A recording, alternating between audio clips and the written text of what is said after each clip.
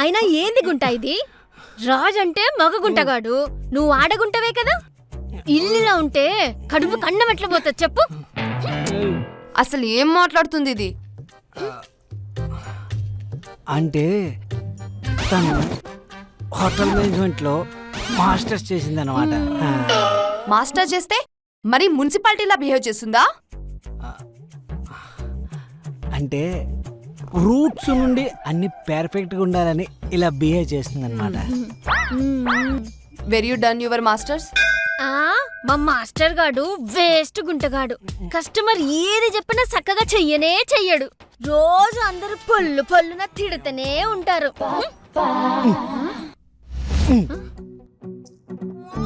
ప్రయాణం చేసి బాగా అలసిపోయినట్టున్నావు, వెళ్ళి స్నానం చేసిరా.